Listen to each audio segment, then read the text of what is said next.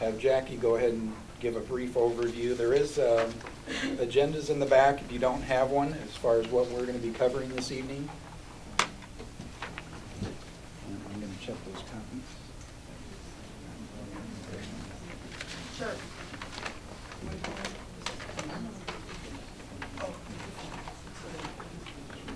Okay. Good evening. Thanks for coming. I hope you can all hear me in the back because this microphone doesn't carry. Does it work? Turn it on. Turn it on? I don't think it's on. I don't know how to turn it on. Okay, I'm not pushing any buttons. We'll be here forever. This does work then, Yep. right? Okay. You have to get close to it. All right, I have to stand by it. Right up. It'll be okay. What I want to do to begin with is just give an overview of what the agency plan is. You keep hearing about agency plan, agency plan. As a municipal housing authority, we're required by Housing and Urban Development to annually submit an agency plan, and every 5 years we're required to submit a 5-year plan. We've already submitted our 5-year plan, so right now we're just working on an annual plan. The annual agency plan is a comprehensive guide to the housing authority's programs, policies, operations, and strategies for meeting local housing needs and goals. It also serves as a planning and management tool for us as a housing authority. The plan is submitted using a template that's created by HUD, and Patty's going to pass that out just so you have an idea of the items that we'll be covering. The presentations by staff over the next few months will be parts of this template. The proposed policy revisions will also be discussed. The proposed policy revisions and the plan will be for the next fiscal year. I want to make sure that everybody understands that. That's not something that's going to happen now. We submit them to HUD, but they would not be until next July. And then you'd also get notice from us when we begin to implement those. So these are just proposed. These are not happening right now.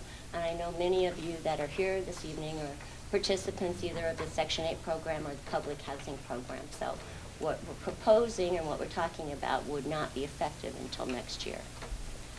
We're required by Housing and Urban Development to get input on any proposed changes to our program policies or the items on the template from our participants, and that's why we invited the public housing residents, the Section 8 participants, and also the Section 8 owners. So I'm sure part of our audience this evening is made up of those individuals. Your comments are very important to us, and the other thing that Patty's going to hand out will be a comment sheet. Any comments made at tonight's meeting will be recorded, and those will then be submitted to Housing and Urban Development. When we ask for comments, we're going to ask that you limit your comments to 3 minutes regarding each section of the plan. So as we present, we'll ask for comments from the audience, we'll ask for comments from the board, and the board clerk will then record those. I know that sometimes people don't feel comfortable standing up in front of a group, so we've passed out a form that you can use for written comments. I just need to have those back prior to our public hearing of March 21st. Also, we can take comments on our website. They can be submitted, I believe I put it on the form, but it's dmmha@dmgov.org. All the presentations that we're making will be on the city's website too, so that somebody can go back and look at those if they want to review anything. So that's just an overview.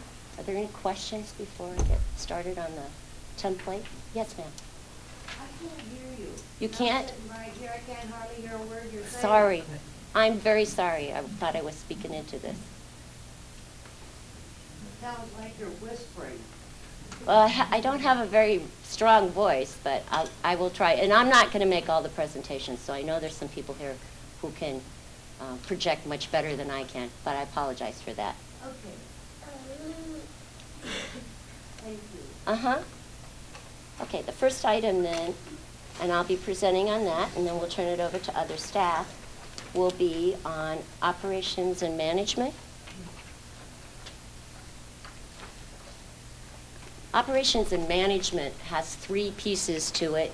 Can you hear me now? Is that better? Okay. I'm kind of short, so I'm standing on my toes. There's 3 parts to operations and management. The first is just a listing of all of the programs that we have as a housing authority. And we made no changes to that from last year, except for adding a new grant that we received this year, which is called the Ross Service Coordinator Program. The other piece of it has to do with the history of the housing authority. And if anybody wants copies of any of these materials, we do have them in written, and we can get those for you, but Jane might be able to pull some of them up. The history of the housing authority goes back to our creation. We did just add some new information about the creation of the new Housing Services Board this year, and we added additional information about our Veterans Program, our VASH program. We added information about implementation of a project-based voucher program this year. And we did updates on our 5H program, our FSS program, our disposition program, and added information again on the Ross Service Coordinator program. It's a couple of pages, but it'll be on the website too. The other item that's a part of operations and management is an updated organizational chart, which would also be eventually on the website. I would take any questions or comments from the public, from the board. Okay. Doug, I believe you're next.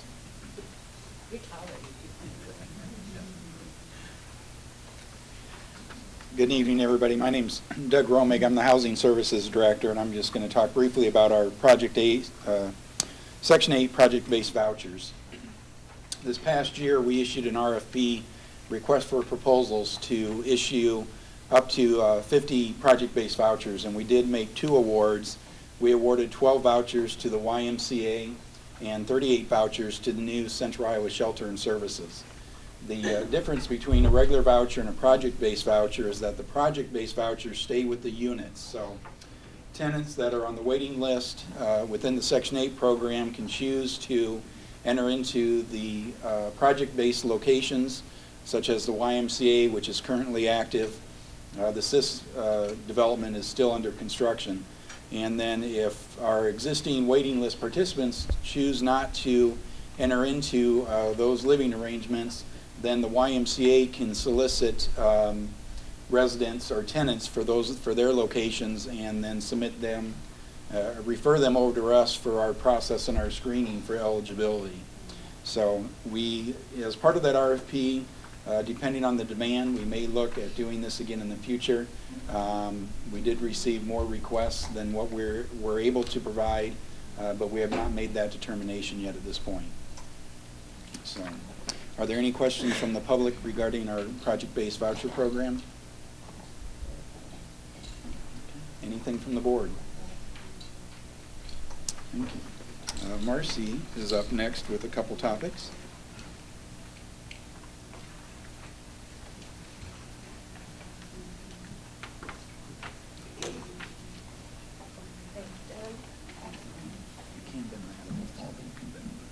Okay.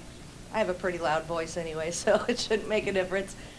My part is the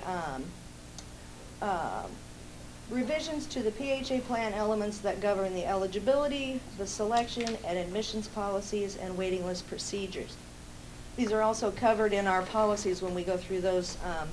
But anything that any change or revision that the agency would recommend to the any of those governing eligibility, selection, admissions, those types of things, also have to be included in the agency plan template. So what you're seeing, sorry, what you're not seeing, and that would be right here, policies governing, there you go. Okay, There was a lot of stuff that had to do with the Violence Against Women Act that needed to be revised due to a revision in the actual regulation regarding Violence Against Women Act. So the first 3 or 4 bullets here state that, like under family breakup, we're removing some language regarding the VAWA certification that said supporting documentation verifying the dates in relation to the reason for the family breakup. We weren't, the new regulation stated that we're not permitted to require supporting documentation anymore, so we had to remove that language. We're revising language under the certification to state that determination of the sufficiency of the content in the certification is at the sole discretion of the DMMHA. And also the same thing under another section regarding denial of VAWA victim sections. We're revising language regarding whether or not the VAWA certification is acceptable to read more to the fact that we are looking at the certification in itself and no longer requiring additional information. If it's acceptable, we will go ahead and withdraw a denial of admission to the program. And if the certification is not acceptable, then we'll go ahead and continue on with the denial, and they'll have the right to an informal review to further discuss the issues. Under joint custody of dependents, we're adding some clarifying languages regarding in instances where no biological parent can be located. The DMHA will ask the guardian of the minor child to provide additional documentation verifying the guardian has custody of the minor child. Some examples of that would be receiving benefits for the child, such as FIP, school records indicating that the guardian is stated as the contact person for the child. And then sufficiency of the documentation is at the sole discretion of the DMMHA. Under targeted funding, I had to make a change, proposing a change to change the public housing designated voucher program to the non-elderly disabled voucher program that's called NED now. HUD actually changed the title of the program, so we had to make those changes. Under owing money to the DMMHA or another PHA, we're revising language to allow the applicant 60 days to repay the monies owed or to demonstrate that the balance is no longer currently owed. Under preferences, we are adding a preference. We have the Family Unification Program, and we've got Family Unification Program youth that are permitted to be on the program for 18 months only. We're going to add a preference that would give those who are approaching their 18-month time limit on the FUP voucher assistance, we're going to give them a preference if they request a regular housing choice voucher so that they could retain their rental assistance under the regular housing choice voucher program.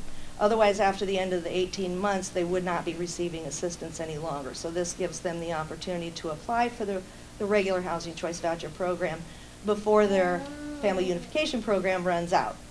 Under selection method, we're going to add following language regarding the effects of funding shortfalls on the selection method, where it says the DMMHA may experience funding shortfalls in a given calendar year, in which in that event we might stop issuing vouchers or recall vouchers from families that are out searching for units.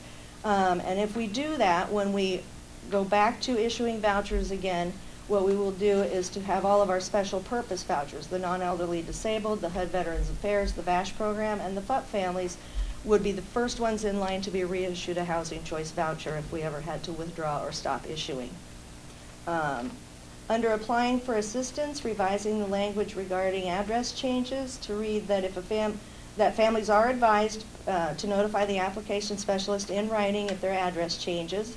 And what we're going to do is if on their application they have a guardian or a reasonable accommodation for a service provider, if they do have that and we have mail returned from the post office, we're going to contact that guardian or that service provider in order to try to get a current address for the applicant themselves.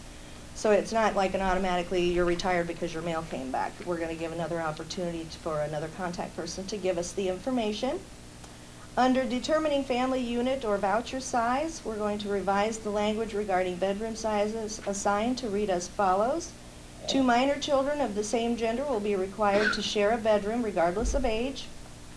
Children of the opposite gender shall be required to share a bedroom until such time as the oldest child turns 6 numerical years of age. Children shall be required to share a bedroom with a parent until such child reaches 6 numerical years of age.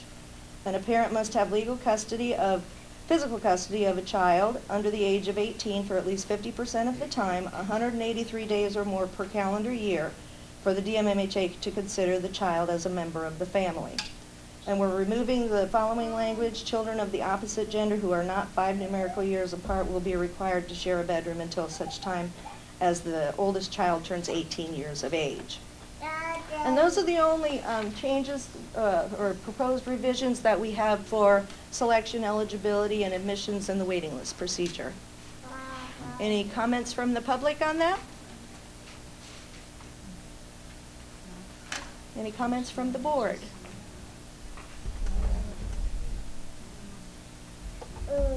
All right, moving on to the next one. It's the limited English proficiency. There you go. All right, and we have to have a limited English proficiency plan. And what I have up here is the plan, and what you'll notice is that there will be some strike-through and then some red underlined. The strike-through is what's going to be removed, and the red underlined is what will be added. On the first page, the only thing that for the new board members and members of the public that don't know what a limited English proficiency plan is, this is something that is required by Housing and Urban Development to make sure that we are assessing the need for program access for persons who do not speak English as their first language. And what we're required to do is a 4-factor analysis, which you'll see pieces of that, and like Jackie said, these will be available out on the website as well, because it's kind of a lengthy document. But what we're supposed to do is analyze the number or proportion of LEP persons eligible to be served or likely to be served or encounter our programs, the frequency in which the persons can come in contact with our programs, and the nature and importance of the program or activity or service by the program to the people's lives, and then the resources available to the program recipient and the costs. So on the second page of this, we've got the current resources offered, which we do a lot of resources working with different things, and I think I'll get into that just a little bit later. The one thing we are adding in red, it's towards the bottom of page 2.2. Well, I guess it showed up in blue on this one, so it's red on mine. But we're adding that under steps to ensure access for LEP persons for providing ongoing notice. We're going to add that the DMMHA will provide a courtesy copy of written correspondence to the translator of an LEP applicant or participant upon request of the applicant or participant. That way we know that the translator will get the information as well as the client, so that they would know if it's something that they need to discuss with the client. On the next page, towards the bottom, yeah, there you can see where I've changed statistics because there was a new American Community Survey done in 2009. It's the most recent one out there. What I noticed in the general characteristics of the population is that there was just a slight increase in the Hispanic population and a slight increase in the American Indian and Alaskan Native. And then under people who speak English less than very well, there were just a few hundred additional people who speak Spanish less than very well, and there were less Asian and Pacific Islanders that speak English less than very well. This is all part of the analysis that needed to be done. Interesting piece here on the factor 2, the frequency in which LEP persons come into contact with the programs. For our public housing program, which is this top section, English, of course, is the percent of public housing applicants and the percent of public housing residents that speak each of these languages. We record this on the pre-application and ask at their annual re-exam if we hadn't already done so on their pre-application, to kind of get a feel for what language persons on our program speak at home. English, of course, is number 1, and then second for our applicants for public housing is Arabic, and third for our applicants is Spanish, and for our public housing residents, second is Arabic again, and then third is a tie with Bosnian and Vietnamese. So those are our public housing applicants and participants. For the Section 8 program, the next section down, English was first, of course, for applicants. Arabic was second, with a close third with Somalian. which is on the next page. And then for our participants, English was first, Bosnian was second, with a third place of Somalian coming in third, as the largest groups of percentage of people that speak those languages on our program. Then the next section is to list all of the programs which we went through last month, but what I've done is had to revise the June 11 waiting list opening, where we received 4,656 applicants. And then on the next page, the change that was made was to rename the Public Housing Designated Voucher Program to the Non-Elderly Disabled Program. And then under the Public Housing Program, I added that we are in the process of placing some of our single-family scattered site units back into inventory, and the units are located throughout the city of Des Moines. Just a little change for public housing there. And on the next page, under project-based vouchers, Doug had already previously talked about that. I just had to put in, last year it was that we were in the beginning stages of that program, and now we're actually implementing it and have people actually currently receiving project-based voucher assistance, so I updated that information. The nature and importance of the program was factor 3, and actually, I think we can all understand that the housing does play a critical role in maintaining a quality of life. And we conduct extensive outreach to ensure continued awareness of our programs and our services. Every time we get a new program, we try to inform everyone about that new program, service providers, Polk County Continuum of Care, and just make sure that everybody's aware of everything that we're doing over here. Factor 4 is the resources available, and these resources are oral interpretation services.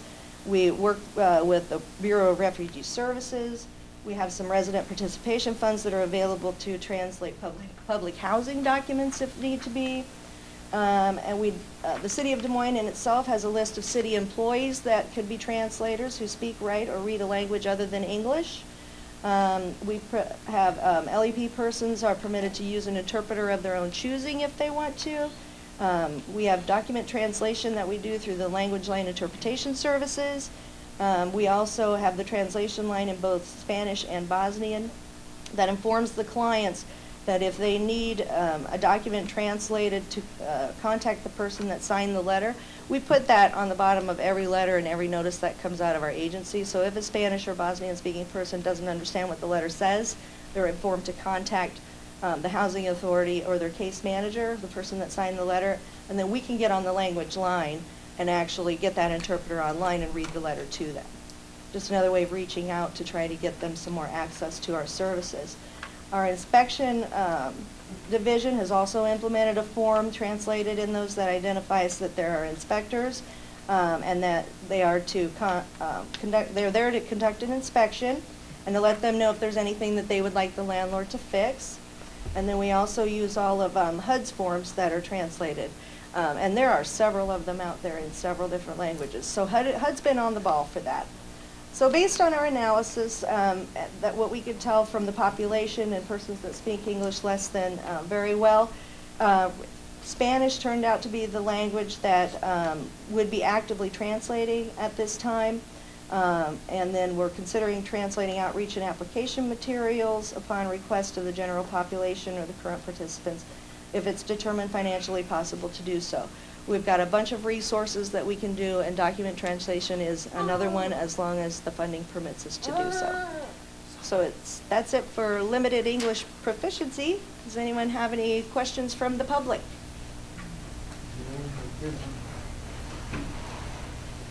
Yes, ma'am.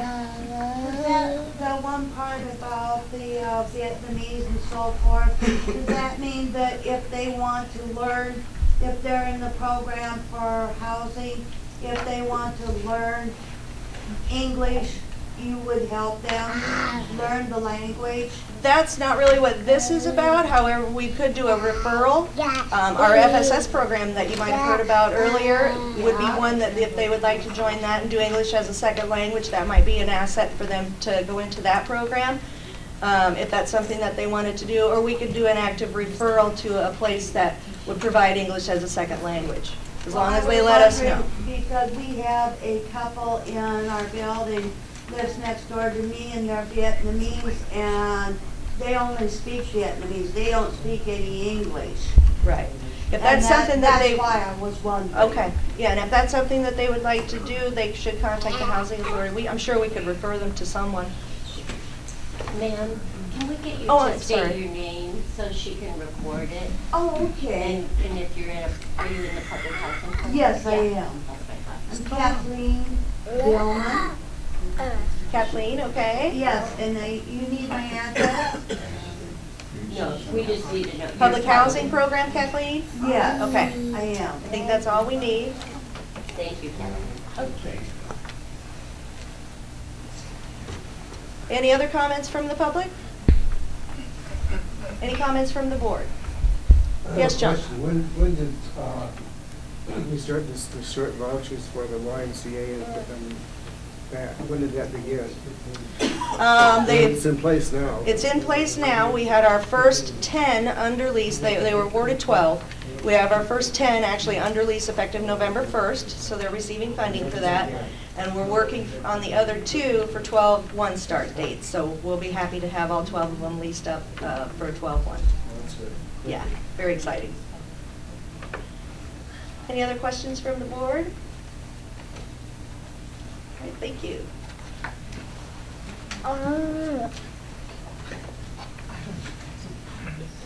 Patty, sorry. Well, I am Patty Jennings, and I'm just going to run through the FSS Action Plan proposed revisions. And what the action plan is it contains all of the policies and procedures for the Family Self-Sufficiency Program. And Jane, I did not put the document in there. I didn't think that you wanted to have to scroll along. It's 32 pages long, so didn't figure you'd want to have to do that. So every year we update just a couple of things, like the family demographics, the household characteristics, and number of graduates. So that was updated. The supportive services providers listed in the plan were updated. The program evaluations and reporting requirements section of the plan was updated. We needed to remove the CMAP and the FAS, Management Operations Indicator language, as it's not applicable any longer to the FSS program. So the actual proposed changes to the action plan include adding language regarding the RISE Center availability, and that was added in several sections. The application steps were revised to more fully describe the process, and that was just additional language, in essence, really for our staff. We added a preference to eligible families who have one or more family members currently enrolled in a HUD FSS program, and that is to assist, now that we're very close to full capacity, that's to assist the incoming portability families. When they transfer in with their FSS, they can, but if we don't have an open slot for them, they would normally be placed at the bottom of our waiting list. Because HUD has that 5 to 7 year requirement, the time is really just ticking away. So we did add that eligibility preference on that. We added an eligibility to reapply for the FSS program for those graduates that completed our agency's FSS program solely because 30% of the family's monthly adjusted income equaled or exceeded the fair market rent for the size unit that they qualify for. In those instances, that is an automatic completion. So they may not have met their goals. They may not be quite prepared, but they are forced, according to HUD regulations, they're pretty much forced off of the FSS program. So we have added that eligibility that if that is the reason that they left the FSS program and they still have some goals that they still would like to work on and they have experienced a decrease of that income that caused them to go over, then we will allow them to reapply as well. We've added that interested families who previously failed to complete all the application steps would be denied for 180 days from the original date that they had initially expressed interest in the program. We further described extensions of the contract of participations, and again, that was really just for our own team members. We added an entire interim disbursement section, and that would be for the escrow checks that you earlier saw a graduate receive. Currently, FSS participants could only access that escrow if they graduated. And so what we are adding is that interims would be allowed in 3 different circumstances earlier than a graduation. Those circumstances would be for down payment and or closing costs on a home, startup expenses for a business, but that would require the Small Business Administration approval, and also to open an individual development account. Interim disbursements would only be allowed if the following conditions were met. They would need to currently be accruing in escrow, and participants would be limited to 1 interim disbursement per the term of their entire FSS contract, which would be their 5 to 7 years. The amount would be limited to no more than 33% of the balance of the escrow amount at the time of the request. The participant would have to prove completion of some of the applicable interim goals, and they would also need to demonstrate that they had exhausted all other resource options, and obviously our coordinators would assist them with that. The participant would need to be in compliance with the housing program and then also make their written request.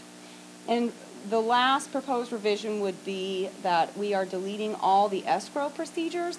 It's not required to actually have them in the action plan.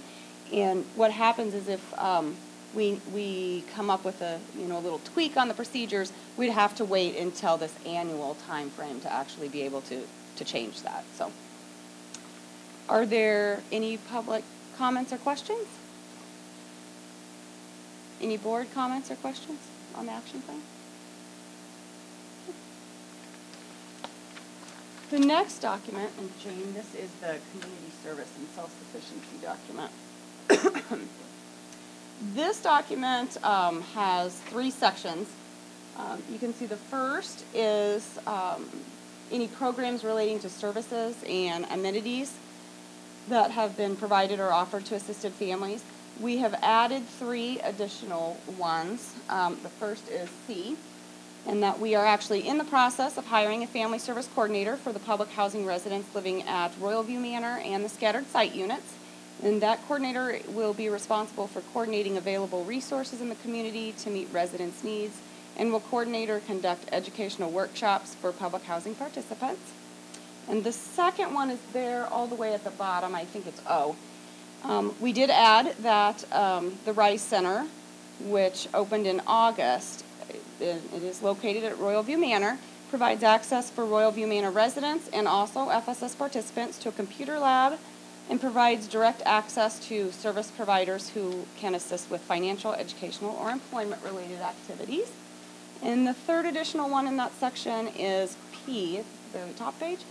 And we're actually currently working on providing computer access to all the elderly manors. Completion of this will occur probably over the upcoming year as we have the fiber optics installed to all the elderly manors. There were some other minor revisions throughout that first section, but it was truly just to update one. G, it had indicated that we've already hired the additional FSS staff person. We did add under H, FSS not only distributes a monthly newsletter, but also a mid-monthly resource mailing. Under J, in the past, we have only really coordinated homeownership education. Now we're actually conducting it, not only for just the FSS participants and 5H participants, but for all assisted families. And that second section of the document is the policies or programs of the PHA for the enhancement of the economic and social self-sufficiency. There were 2 added underneath this section, E and F. And again, that was regarding the family service coordinator for public housing, and also that we would begin offering $5,000 towards homeownership down payment assistance or closing cost through a new down payment assistance program, which I'll talk a little bit more about in the next document. And the third section is referring to the requirements of community service and treatment of how income changes will be, and there were no changes in that part of the document.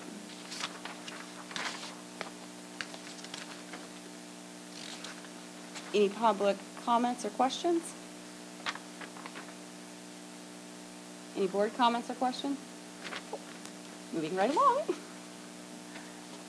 The next document is the homeownership programs that DMHA has.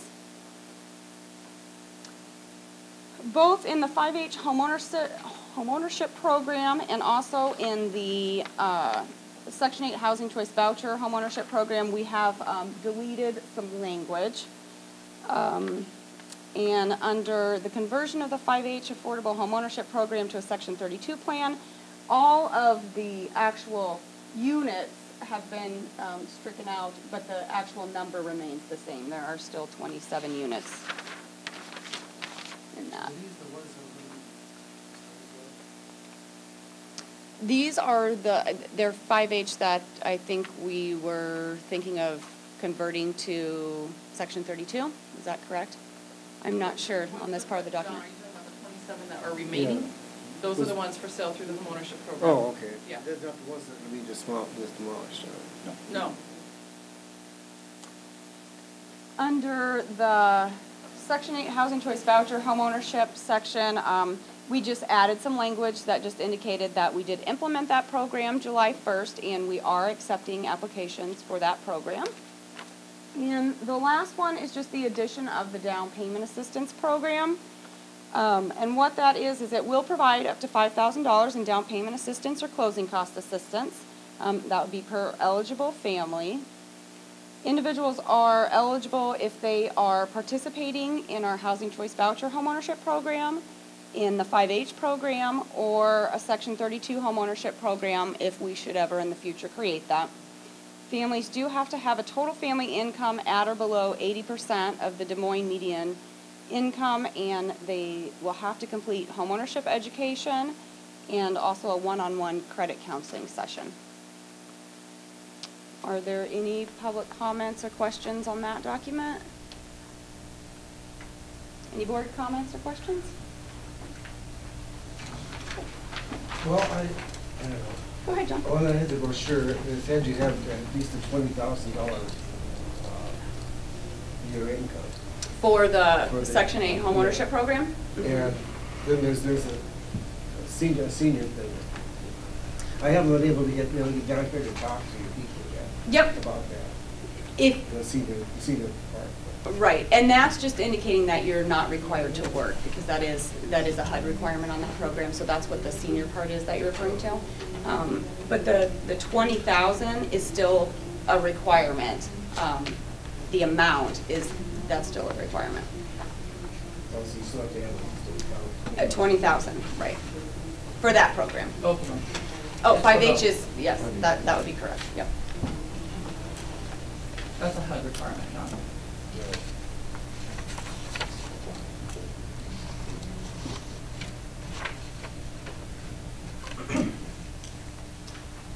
Good evening. My name is Garry Fuller, and I'll be covering the next three items will be pertaining to public housing in particular, the maintenance procedures, occupancy rules, and other housing changes, public housing changes, and safety and crime prevention.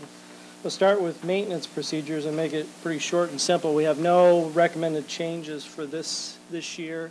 Over the past 2 years, we've made quite a few changes to both the maintenance procedures and the predetermined charges. So what the maintenance procedures entail are things like our preventive maintenance procedures and processes, key issuance procedures, like I said, predetermined charges, and how we prioritize our work orders as they come in. So, like I said, there's no recommended changes, but I would be happy to field any questions pertaining to the maintenance procedures from the public.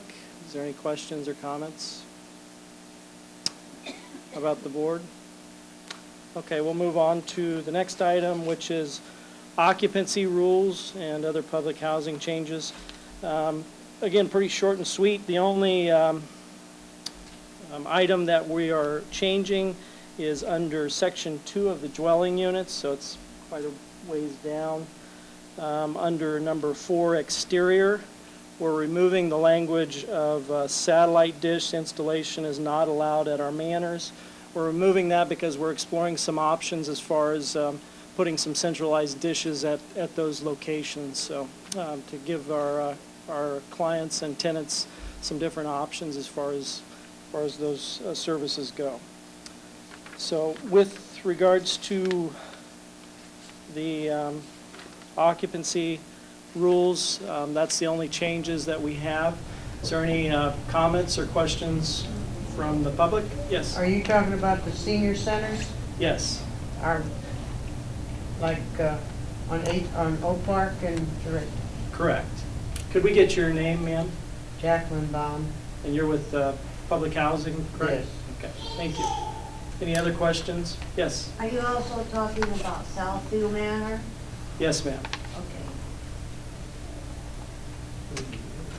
Okay. Any questions or comments from the board? Okay, moving along, we'll be on, the next one is safety and crime prevention.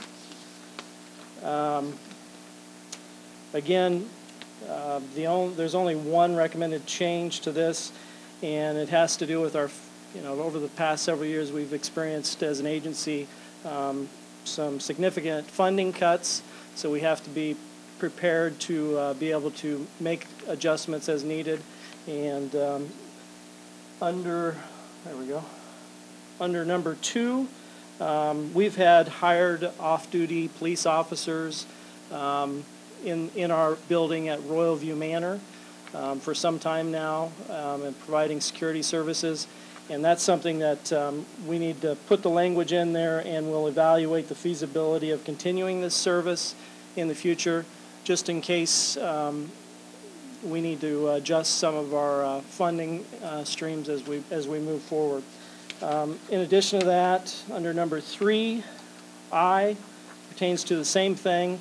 We do have an MOU with the police department with regards to those services, and we're adding that language in addition to that place in the document where it says we will evaluate the feasibility of continuing this contract. So, Does that include all the senior buildings? no, that pertains just to Royal View Manor currently. Those services have only been provided at that one location. Any other questions from the public? Yes, ma'am.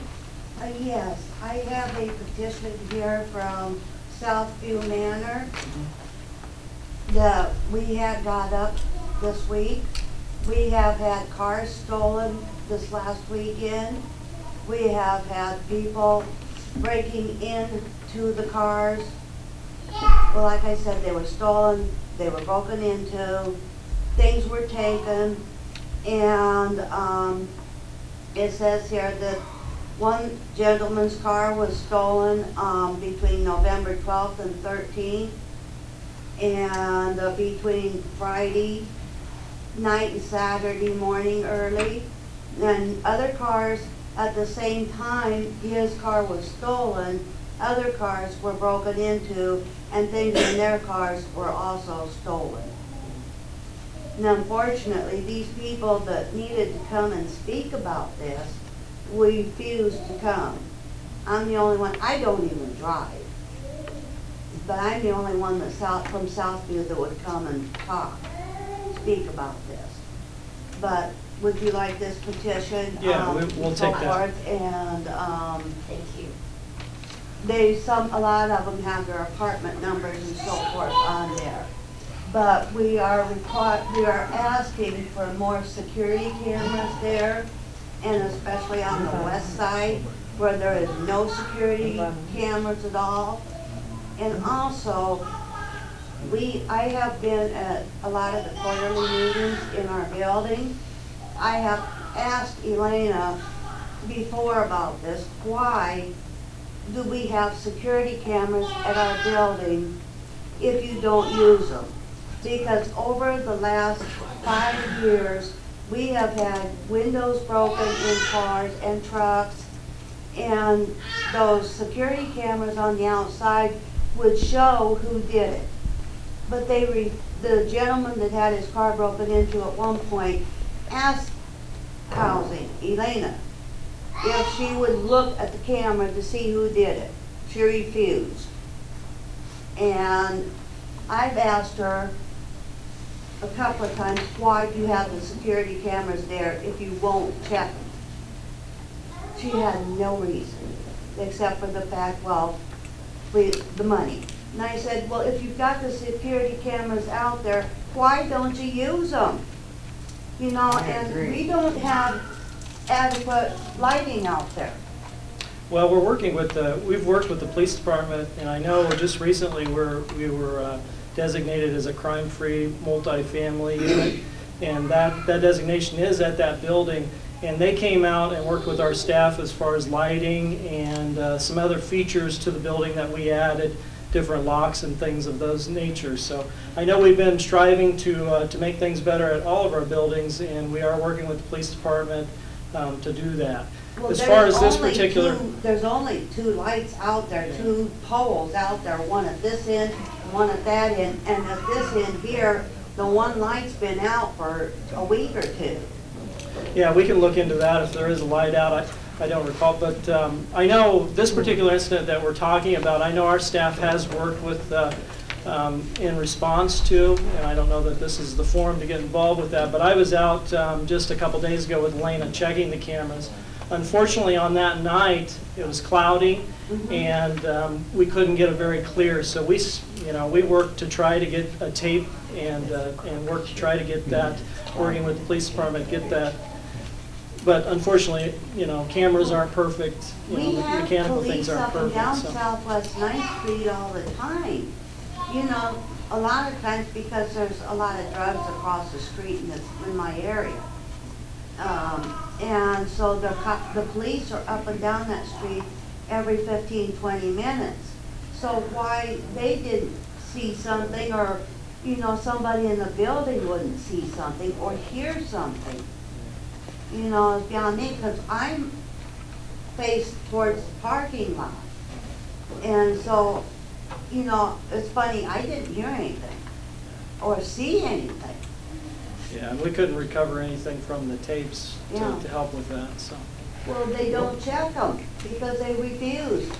And we'll follow up on that, because we did pull a tape when we were asked on that particular incident. Well, we don't review them every day. But Not when this we're one, requesting- this one that happened about 5 years ago, you did it. You refused. You wouldn't do it. I don't know about 5 years ago. Well, I do. But we'll, I lived there. I've lived in this building for 15 years. But we'll follow up on the petition and the request, and follow up on the lighting and our cameras as well. Yeah, because So, we but need one on the west side we too, need because there's to move nothing on. over there. We need to move on to the next item. Okay. Okay, thank you.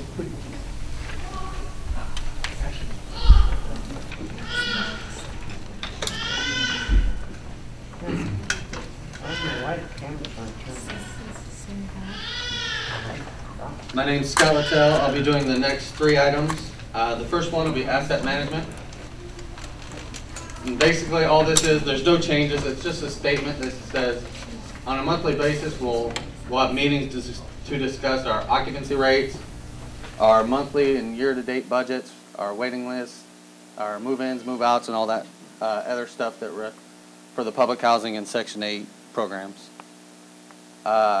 Any questions from the public?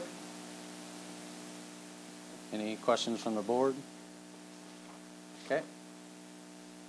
The next one is the Statement of Financial Resources. This is a projection of what we will receive money-wise for our fiscal year 2013. That is July 1, 2012 through June 30 of 2013. So it's kind of a projection based on what we received this past year and in the past, and also going forward. As you can see, our largest comes from the Section 8 program, which is for used for housing assistance payments and administrative fees. We're projecting approximately $16.8 million. Overall, the whole budget, if you scroll down, is for about $26 million. As for some of our development funds we're planning on using, $3.5 million of that is for the SIS project, the project-based vouchers we discussed earlier. That was in the plan last year, and since we haven't spent it yet, and it could possibly go into next year's, we're leaving that in there. So this will be on the, we have copies of this available also. So any questions from the public? Questions from the board? Okay, and the last one I have is the fiscal audit, and I don't have anything to hand out or anything. All this is we will get a booklet from the auditors of our fiscal, from the audit that they do at the year end, and then we supply that to HUD, and I will supply copies to the board at that time. So, thank you.